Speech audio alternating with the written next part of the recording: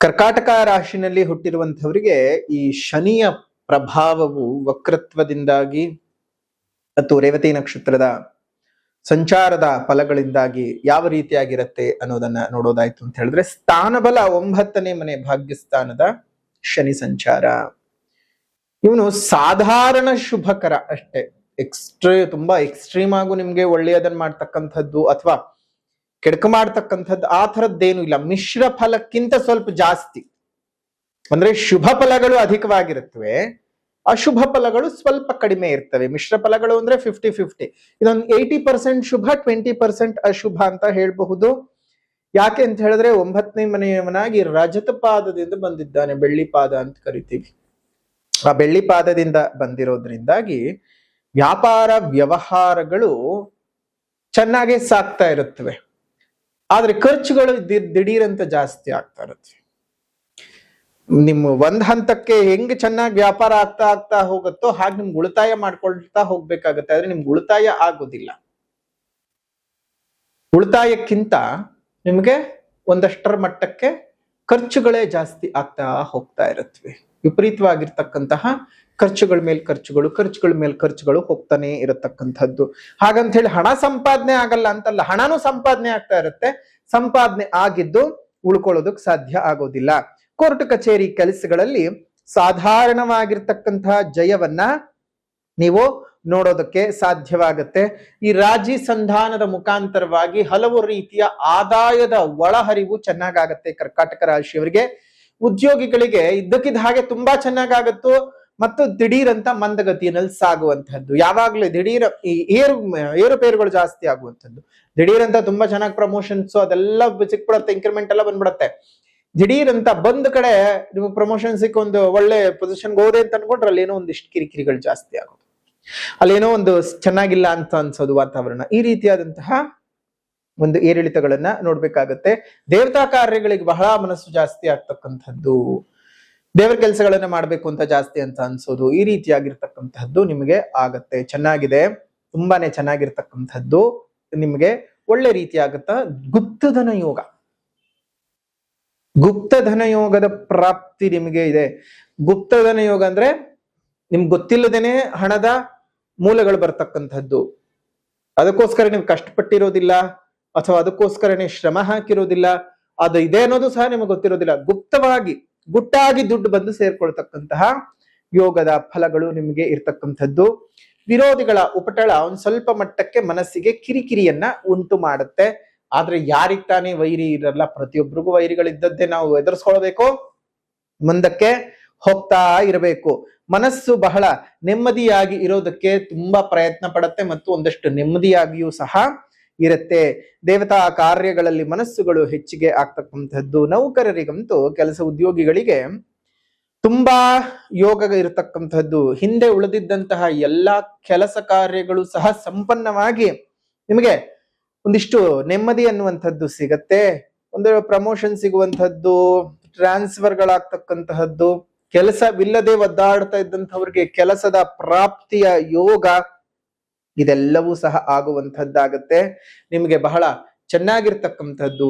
ಎಷ್ಟೋ ಜನಕ್ಕೆ ಪಾಪ ಕೆಲಸವಿಲ್ಲದೆ ಒದ್ದಾಟ ಮಾಡ್ತಾ ಇರ್ತೀರಿ. ನಿಮ್ಮ ಇಚ್ಛಿತ ಅನುಸಾರ ಕೆಲಸ ಕಾರ್ಯಗಳು ಸಿಗತಕ್ಕಂತಹ ಯೋಗದ ಫಲಗಳು ಈ ಒಂದು ಶುಭ ಸಂದರ್ಭದಲ್ಲಿ ಸಿಗತ್ತೆ. ನಿಮ್ ಕರ್ತವ್ಯದಲ್ಲಿ ಲೋಪ ಬಾರದಂತೆ ನೀವು ನೋಡ್ಕೊಂಡ್ರೆ ಮೇಲಧಿಕಾರಿಗಳ ಕೃಪೆಗೂ ಸಹ ಪಾತ್ರವಾಗಿ ತುಂಬಾ ಚೆನ್ನಾಗಿರೋ ಏಳಿಗೆಯನ್ನ ಉದ್ಯೋಗಿಗಳು ಅನುಭವಿಸೋದಕ್ಕೆ ಸಾಧ್ಯವಾಗತ್ತೆ. ಇನ್ನು ವ್ಯಾಪಾರಿಗಳಿಗೆ ನಿಮ್ಗೆ ಒಂದಷ್ಟು ತಕ್ಕ ಮಟ್ಟಕ್ಕಂತೂ ತುಂಬಾ ಚೆನ್ನಾಗಿ ವ್ಯಾಪಾರ ಆಗ್ತಕ್ಕಂಥದ್ದು. ಅದೇ ರೀತಿಯಾಗಿ ತುಂಬಾ ಚೆನ್ನಾಗಿ ಲಾಭಗಳು ಬರ್ತಕ್ಕಂಥದ್ದು. ಸ್ವಲ್ಪ ಹಾಗೆ ಖರ್ಚುಗಳು ಸಹ ಆಗ್ತಕ್ಕಂಥದ್ದು.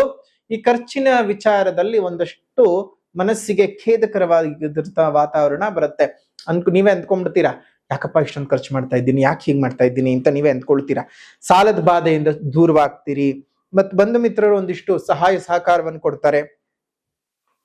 ಮನಸ್ಸಿಗಂತೂ ಬಹಳ ಸಂತೋಷದಾಯಕವಾಗಿರ್ತಕ್ಕಂತಹ ವಾತಾವರಣ ಇರುತ್ತೆ. ಇನ್ನು ರೈತರಿಗೆ ವ್ಯಾಪಾರ ವ್ಯವಹಾರಗಳಲ್ಲಿ ಲಾಭಗಳು ಜಾಸ್ತಿ. ನಿಮ್ಮ ಬೆಳೆಗೆ ಅತ್ಯುತ್ತಮವಾದಂತಹ ಬೆಲೆಗಳು ಬರತಕ್ಕಂತಹದ್ದು. ಧನಹಾನಿ ಎಲ್ಲಿಯೂ ಆಗದೆ ನಿಮಗೆ ಒಂದಷ್ಟು ಹಣವನ್ನ ಕೂಡಿಸಿಕೊಳ್ತಕ್ಕಂತಹ ಸೌಭಾಗ್ಯ ರೈತಾಪಿ ವರ್ಗದವರಿಗೆ ಇರುವಂತಹದ್ದು ಆಗತ್ತೆ. ನಿಮ್ಮ ಒಂದು ಸುತ್ತಮುತ್ತಲಿನವರಿಂದ ಒಂದಷ್ಟು ಸಹಾಯಗಳನ್ನು ಸಹ ರೈತರು ಪಡ್ಕೊಳ್ತೀರಿ. ಇನ್ನು ವಿದ್ಯಾರ್ಥಿಗಳಿಗೆ ನೋಡೋದಾಯ್ತು ಅಂತ ಹೇಳಿದ್ರೆ ವಿದ್ಯಾಪ್ರಾಪ್ತಿ ತುಂಬಾನೇ ಚೆನ್ನಾಗಾಗತ್ತೆ. ಸ್ವಲ್ಪ ಜಾಸ್ತಿ ಶ್ರಮವನ್ನ ವಹಿಸ್ಬೇಕು. ಯಾಕಂದ್ರೆ ಶನಿಯ ಒಂದು ಇದಿರೋದ್ರಿಂದಾಗಿ ನಿಮಗೆಲ್ಲಾ ಗೊತ್ತು ಅನ್ನೋ ಭಾವಕ್ಕೆ ಹೋಗೋದು ಬೇಡ. ಗೊತ್ತಿದ್ರು ಇನ್ನೊಂದ್ಸಲ ರಿವೈಸ್ ಮಾಡ್ಕೊಳ್ಳೋದ್ರಲ್ಲಿ ತಪ್ಪೇನೂ ಇಲ್ಲ ಅಲ್ವಾ. ನಿಮ್ಗೆ ಯಾಕೆ ಪರೀಕ್ಷೆ ಕೊಡ್ತೀವಿ, ಏನೇನ್ ತಿಳ್ಕೊಂಡಿದ್ದೀರಿ ಅಂತ ವಿಚಾರಕ್ಕಲ್ವಾ ಪರೀಕ್ಷೆಯನ್ನು ಕೊಡೋದು. ಹಾಗಾಗಿ ನೀವೇನ್ ಮಾಡ್ಬೇಕು, ಒಂದ್ ಸ್ವಲ್ಪ ಹೆಚ್ಚಿಗೆನೆ ಮಾಡ್ಬೇಕು. ಶನಿಯ ಒಂದು ಅವಧಿ ಬೇರೆ ಇರೋದ್ರಿಂದಾಗಿ, ಭಾಗ್ಯದಲ್ಲಿ ಶನಿಯ ಸಂಚಾರ ಬೇರೆ ಇರೋದ್ರಿಂದಾಗಿ ಈ ದುಷ್ಟ ಜನರ ಸವಹಾಸಗಳು ಸಹ ಬಂದ್ಬಿಡತ್ತೆ. ಹುಷಾರು. ಶನಿ ಯಾರಿಗೆ ಬಗ್ತಾನೋ ಇಲ್ವೋ ಗೊತ್ತಿಲ್ಲ, ಆದ್ರೆ ಹನುಮದೇವರು ಅಂತ ಹೇಳ್ತಾ ಇದ್ರೆ ಅವನಿಗೆ ಚಳಿ ಜ್ವರ ಬರೋದಂತೂ ಗ್ಯಾರಂಟಿ. ಯಾಕೆ ಅಂದ್ರೆ ಶನಿ ಹೆಸರು ಹೇಳ್ತಾ ಇದ್ದ ಹಾಗೆ ನೀವೆಲ್ಲರೂ ಚಳಿ ಜ್ವರ ಬಂದು ಮಲ್ಕೊಳ್ತೀರಾ.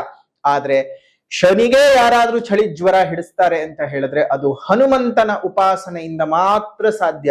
ಹಾಗಾಗಿಯೇ ತುಂಬಾ ಜನ ನನ್ನ ಹತ್ರ ಕೇಳ್ತಾ ಇದ್ರು, ಗುರುಗಳೇ ಏನಾದ್ರೂ ಒಂದು ದಾರಿ ಹೇಳಿ ನಮ್ಮ ಈ ಒಂದು ವಿಶೇಷವಾಗಿರ್ತಕ್ಕಂತಹ ಶನಿಯ ಪೀಡನೆ ನಮಗ್ ಸಾಕಾಗಿದೆ, ಯಾವ ಕೆಲಸದಲ್ಲೂ ಸಕ್ಸಸ್ ಆಗ್ತಾ ಇಲ್ಲ, ಏನ್ ಮಾಡಿದ್ರು ನಮ್ ಜೀವನ ಚೆನ್ನಾಗಿ ಆಗ್ತಾ ಇಲ್ಲ ಅಂತ ತುಂಬಾ ಜನ ಕೇಳ್ತಾ ಇದ್ದಂತಹ ಪ್ರಶ್ನೆಗೆ ನಾವು ಸಹ ಯೋಚನೆ ಮಾಡಿ ಮಾಡಿ ಮಾಡಿ ಮಾಡಿ ಮಾಡಿ ಒಂದು ಸರಳವಾದ ಉಪಾಯವನ್ನ ಹುಡುಕಿದ್ದೇವೆ. ಏನಪ್ಪಾ ಅಂತ ಹೇಳಿದ್ರೆ, ಪ್ರತಿಯೊಬ್ಬರಿಗೂ ಸಹ ಕೈನಲ್ಲಿ ಆಗಬೇಕು.